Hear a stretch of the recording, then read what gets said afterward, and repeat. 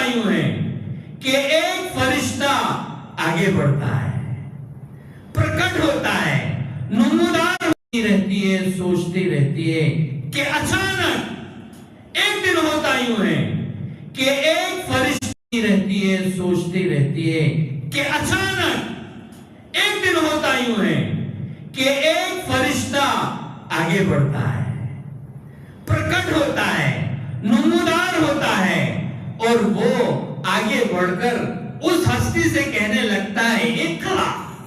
کیا کہنے لگتا ہے؟ اقرا۔ کیا کہنے لگتا ہے؟ اقرا۔ وہ ہستی وہاں موجود ہوتی ہے، وہ فرشتہ آتا ہے اور کہنے لگتا ہے کہ اقرا، آپ پڑھو۔ کیا کہتا ہے؟ آپ پڑھو۔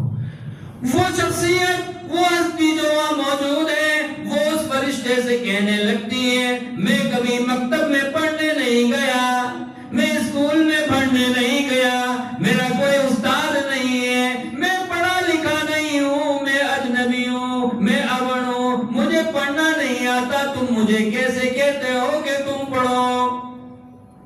وہ فرشتے آگے بڑھتے ہیں اور اس ہستی کو اپنے گلے سے لگاتے ہیں۔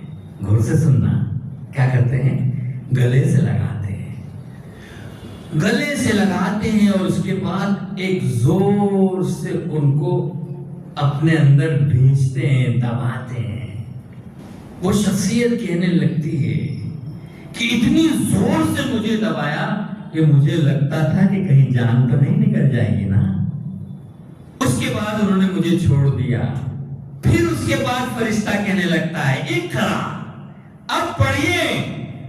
پھر وہ شخصیت کہتی ہے کہ میں پڑھا لکھا نہیں ہوں، دوسری مرتبہ پکڑتے ہیں، پھر دباتے ہیں، پھر چھوڑتے ہیں، پھر کہتے ہیں اقرا، کہتے ہیں ما انا بقارئ، میں پڑھا لکھا نہیں ہوں، تیسری مرتبہ دباتے ہیں، بھیجتے ہیں۔ حضور پاک صلی اللہ علیہ وسلم فرماتے ہیں اتنی زور سے مجھے دبایا کہ مجھے لگ رہا تھا کہ میری جان نکل جائے گی۔ پھر چھوڑ کر ارشاد فرمایا اقرأ بسم ربک الذی خلق۔ جبرائیل نے کہا اقرأ بسم ربک الذی خلق، پڑھو اس رب کے نام سے جس نے کہ تم کو پیدا کیا۔ جیسے ہی یہ الفاظ جبرائیل کی زبان سے نکلے، ادھر وہ شخصیت اور ہستی کے زبان سے الفاظ اپنی آپ زبان پر جاری ہو گئے۔ حضور نے پڑھ دیا اقرأ بسم ربک الذی خلق۔